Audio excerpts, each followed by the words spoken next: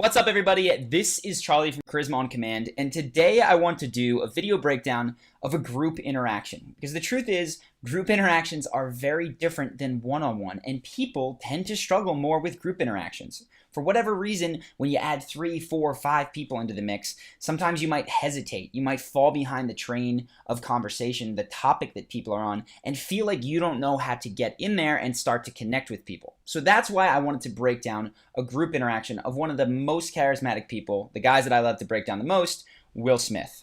So the first thing to look at right now is going to be introductions. And what I want you to look for is the energy that Will Smith walks in compared to the other people.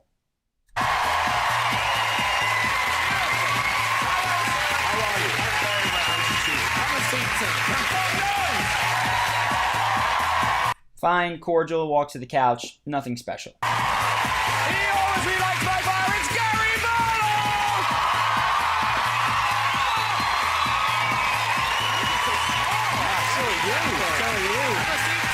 Big smile, gracious bow, sort of races his way to the couch. Now look at Will Smith. Look at the energy that he brings and the time that he takes making his way over as he says hi to Graham Norton, the host, the audience, and then finally the guys on the couch. Here comes the man in black, it's Will Smith!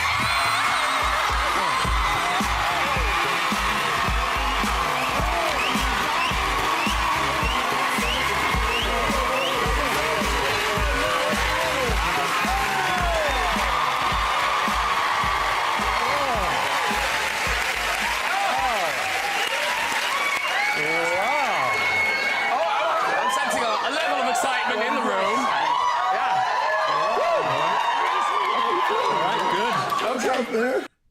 So Will Smith's walk-in, and finally I do want to point out that he does say hi finally to everybody on the couch, takes about twice as long as the other guys, if not more. Now, that can be off-putting to people if done wrong. If you're just an attention hog and you're talking the whole time and trying to slow down the pace of conversation and just dragging everything back to you, that can backfire. The reason that Will Smith is so likable is because he does it from a place of 1, positive energy, 2, humor, and 3, he supports other people when they crack jokes or when they speak. And that's what I want to highlight for the rest of this video. Okay, we're here for a while. We're now, am I right in thinking you all know each other? Yes. Yes. You guys, was it the Millennium concert? Yeah, the last time we were together was at the Millennium. But we worked together classically on The Fresh Prince of Bel-Air. And Mr. Barlow, you know as well, don't you? Yes, well, we had a... I don't know if We were drinking and things happened and we simply never talked about it. So importantly, he's the first person to crack a joke. But potentially more importantly, he's also the first person to laugh huge, which is what you'll see. This is what I mean by being supportive of other people. Almost that story. I wasn't going to mention that one. I was going to mention something else. So people feel good around him because they crack small jokes, and he's just such a positive person that without faking it, he's able to comfortably laugh heartily. That makes people feel really, really good. And again, I want to highlight that support just going forward into the conversation. Tom Jones is now going to talk about why he loves music, and you'll hear Will Smith in the background saying absolutely yes and nodding his head along. What keeps you going? Well, the love of it, I just love singing. And, and I'm getting paid for it, which... That helps. There's nothing, there's nothing better than that when you do something you love. If you hear Will Smith, he said absolutely there. You'll hear him again and see him when they cut to the wide shot of just nodding and encouraging Tom as he talks about this. And then you can, it's like a hobby. You turn a hobby into a profession, and it's so it's not like work at all. I was asked the other day. They said. So there you go. And Will Smith does this throughout the conversation. I just wanted to pull this out to show you that though he dominates by far, if you go through this, he probably speaks 50% or more of the time. He's constantly cracking jokes, even cutting people off. There's never any resentment because he is so supportive when other people are speaking. Now, I want to show you what that enables him to do as he goes further into the conversation. Let's see if we can get this here. So they start talking about Independence Day. People have really only been answering in 2-3 sentence blurbs up to this point. This is the first time somebody's going to take a long or a longer story, and of course it's Will Smith.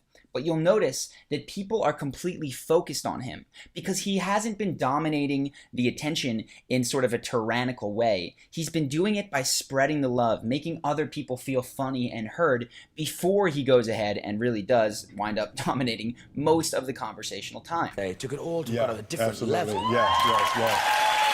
That must have been amazing for you, for your family, your parents. Yes, to see, that was the first movie. Independence Day came out and broke all of these box office records, and it was huge. So if you look, people are paying very close attention to him as he speaks, and it's because he's been supportive.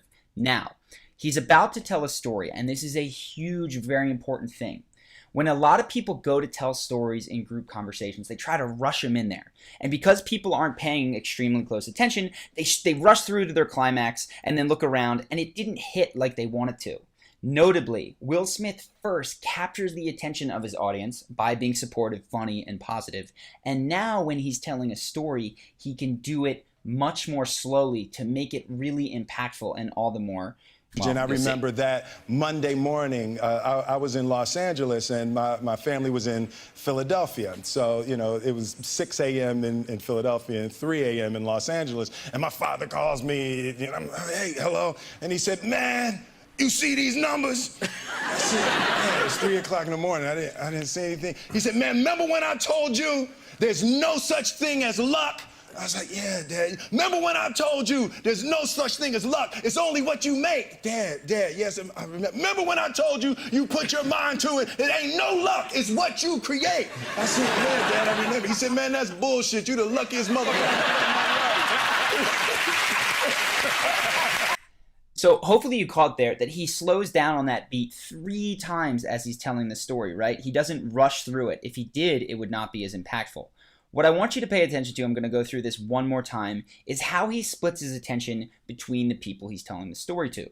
And notably, since Graham asked him the question, a lot of his eye contact and attention is focused on Graham. He also speaks to the audience, but then at the end includes the guys on the couch with him, so nobody feels left out. In Los Angeles, and my father calls me, you know, hey, hello, and he said, man, you see these numbers? So this is Graham, clearly. I said, yeah, it's 3 o'clock in the morning. I didn't say anything. He said, man, remember when I told you there's no such thing as luck? Now he's looking at the audience. I was like, yeah, Dad. Remember when I told you there's no such thing as luck? It's only what you make. Dad, yes, I remember. Remember when I told you you put your mind to it? It ain't no luck. It's what you create. I said, yeah, Dad, I remember. He said, man, that's bullshit. You the luckiest motherfucker. So, importantly here, and again, you can see people are cracking up. He does split his attention between the different people, right? He's got the guys on the one side, he's got the host Graham, and he's got the audience. But he doesn't do it rapid fire. I see so many people telling stories in group bouncing super quickly between the people that are listening. And what happens is when you can't look at someone for long enough to basically communicate, I'm telling a story to you, right? Pay attention. Their mind wanders. You've got to spend at least a couple of seconds looking at the person for them to be included. And this is true whether you're speaking to an audience and you're looking at different individuals in a giant auditorium, or if it's just 3 people around you. You bounce between them, but for long enough for that person to start to give you feedback, to laugh, to nod, so that you have formed a personal connection with them. So I could go on and on for ages about how charismatic and what Will Smith is doing for the rest of this 40-minute interview, but the truth is this has already gone pretty long, so I'm going to wrap it up now. So if you want to see more like this, not just with group interactions, but with one-on-one conversation, with confidence, first impressions, body language, all of that stuff, subscribe to this channel to get more of that. Secondly, a request for you. If you know of a person, or better yet, if you have a video in mind of somebody who is being charismatic that I could break down, please link to it in the comments. That is so hugely helpful for me. The hardest part in doing these breakdowns is not the analysis. It's actually finding fresh new stuff. I prefer to keep it outside of the scripted realm, right? Because you can write down anything in a movie script and that person can appear super charismatic. So if you have an interview or just somebody that you know of who is got a great video on YouTube for me to break down, link to it. I would love to do a breakdown. That is it for today. Hopefully you found this helpful, and I hope to see you on later videos through our channel.